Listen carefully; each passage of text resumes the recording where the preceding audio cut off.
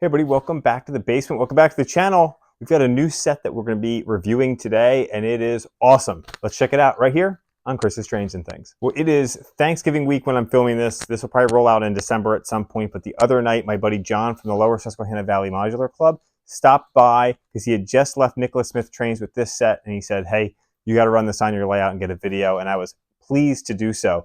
So this is the Lehigh Gorge Scenic Railway set, and what this comes with is a legacy SD50 with this fantastic Lehigh Gorge paint scheme, and then it comes with three 72-foot passenger cars, and they're kind of the unique smaller passenger cars.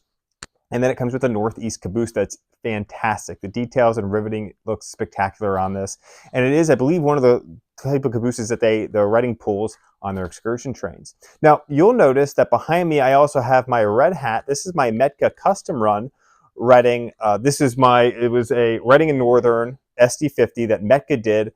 Now the SD50s that Lionel put out, they put out the regular ones with the black roof. The Reading and Northern had done a red hat. They had painted it red for a little bit and then painted it back. This is number 5018. So in today, it actually has the black roof. We're going to see a version of that later on. My buddy Tony from the Rambles stopped by and brought over his black SD50 as well as a green version from the Reading and Northern. That was a custom run from Grisbowski's. So we're going to have 4 different SD50s, all for the same type of railway here on this video. Really excited about that. You'll also notice some red passenger cars.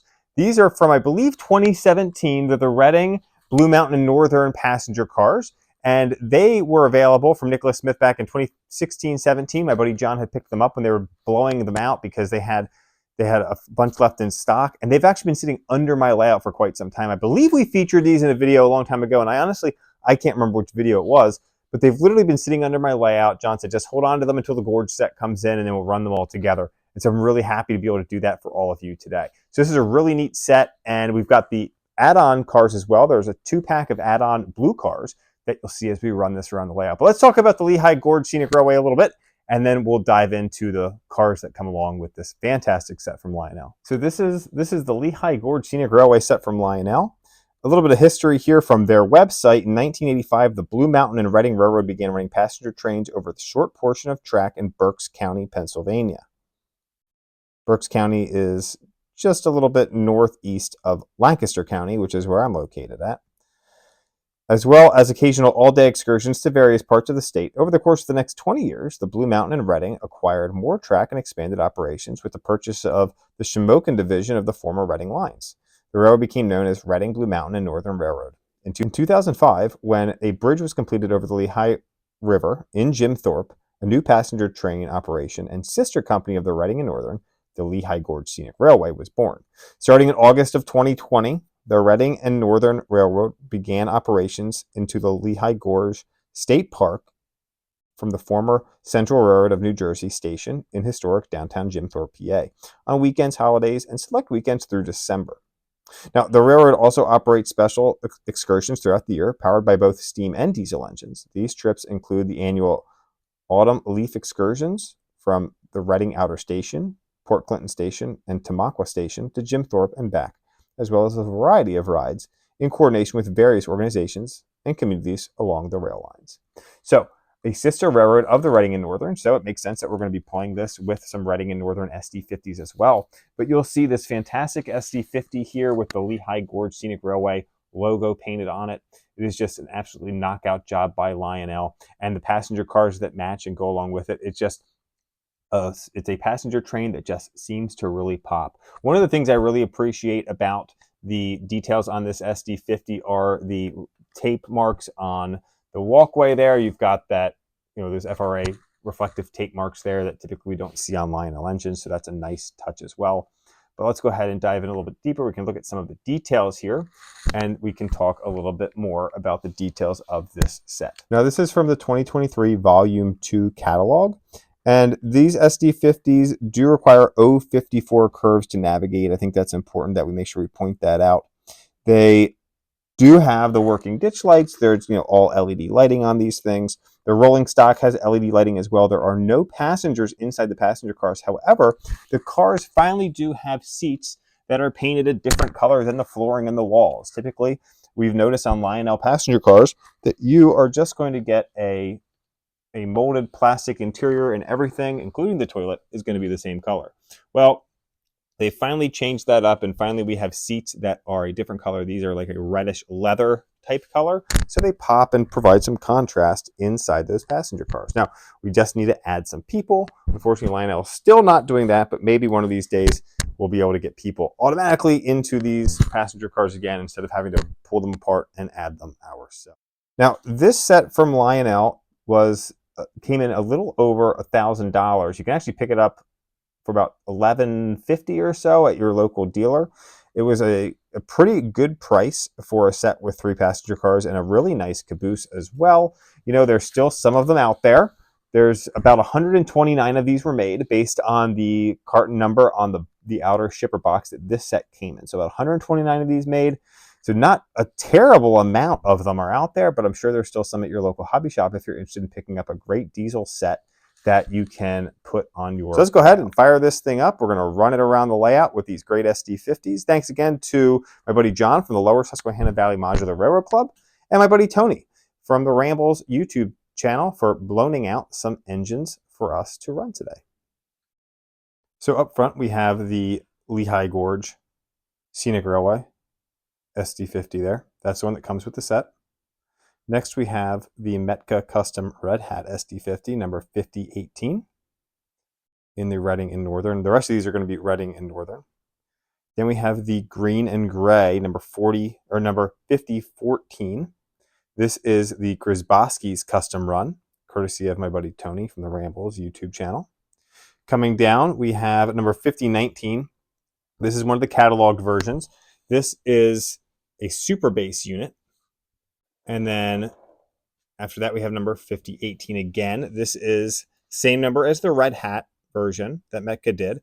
The Reading and Northern repainted that engine back to this color. So that's why Lionel cataloged this version. But the 5018 was the only one to wear the Red Hat color, which is why Metka went with that. And we have dual cab numbers there. But these are slightly different paint schemes in the 2 black units. So pretty cool that Tony brought these. You notice the handrails on the powered unit here, 5018, are black compared to the white ones in the super base. So some really small nuances that are different here. The striping is a little bit different as well, but really awesome locomotives. So if we look down at the whole train now, we've got the blue cars and red cars from my buddy John. And mixed in, we're going to have some of these Atlas cars as well. These ones have some people in them. Coming down to the back of the train here. Move this auto rack out of the way. And here is the Northeast caboose that comes with this set. Just a spectacular looking caboose. I love it. It's got the boarded up window here as well. Just really, really cool.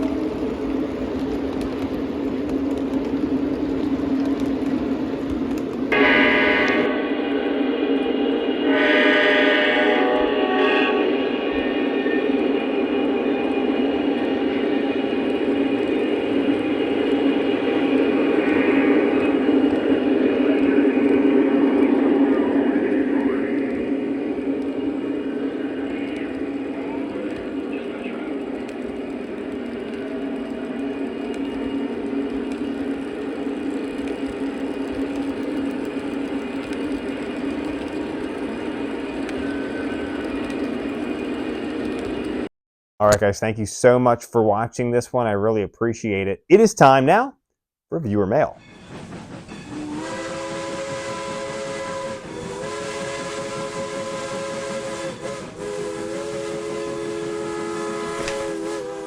So a couple weeks ago, I did a video that was titled, "How Can I Afford All These Trains?" And it was my updated budgeting video. And it felt like more of a lecture for me, which I apologize for, but I got a lot of feedback from that video and a lot of comments. And I want to highlight a couple of those comments with all of us now. A few of them, and we're not going to dive into them specifically, a lot of them were thankful for the information and so forth. Had a couple people push back on the idea of not using credit cards. And I want to talk a little bit about that because I've used credit cards. I've had like the airlines credit cards where you can accrue miles and things like that. The key that I think a lot of people may have overlooked is the discipline of paying that off every month so you're not carrying that balance. When you carry that of credit card balance, you then are accruing interest, so you're paying more money than what you spent on interest the next month. So the key here is discipline. If there's a lot of people that posted that said, hey, I pay my credit card off every month and then I get the benefits of the credit card like miles or points to use towards other things. Well, that's great. But the vast majority of people do not pay that off. So when we're looking at making a generalization, which is what I was doing in that video, the best thing is just not to use the credit cards, right? Spend the money you have. The other piece that I wanted to connect with that was the brain research on what happens when you spend money from your account versus when you swipe a credit card and it's not coming out of your account right at that moment. The brain doesn't process those things the same way. So that was a key piece that I wanted to make sure that I highlighted here for all of you. Another piece of feedback that I'd gotten was about the safety of a credit card with fraud. You know, if you have a credit card and your account gets compromised, the credit card companies are really quick and easy to make sure that money, that those funds are back into your account, or those charges are taken off of your account. I found that if you have a good bank, they're going to do that too with a debit card. I've had my debit card compromised in the past, and if it's a Visa debit card, it's still protected. And if you have a good bank, they're going to stand up for fraud and going to help support you in that type of scenario. So I don't think that's a huge problem today because the fraud departments at banks that are issuing debit cards are pretty vast and resourced out to companies that are experts at it. So I have not had the experience where I've lost all my money in my account and never got it back because of fraud. So that's just something that I wanted to mention as well. Now, maybe that's happened to other folks. Obviously, if you want to use your credit card, that's fine, but pay it off because that interest is going to get you. And I'm telling you, most people don't pay it off. They're going to buy the next thing on the credit card and the next thing. At the end of the month, they've got this huge balance. They've paid their bills with the money in their account, their debit card and their savings account or their checking account. And then at the end of the month, they get that credit card statement that they owe $1,100. There's no $1,100 to pay that off. Okay, so we'll make a minimum payment, roll it into the next month. Now we're accruing interest, and the same thing happens again. It's a domino effect. So that's how the credit card issue happens, right? You're paying your bills, going out to eat, doing all these things. You've bought a train with your credit card during that month. At the end of the month, you're out of money because you just paid your rent bill or your mortgage, and now you've got $1,100 on my credit card. I can't pay it off. So what do? I'm going to make the minimum payment, roll it into the next month, and same thing happens, and it spirals, and it spirals, and it spirals. So that was just my 2 cents. I'm not an expert. It's just what works for me. Thanks, guys, for watching. If you have any questions or things you want to share, hit us up at CTATViewerMail@gmail.com. Thanks so much. Have a great day.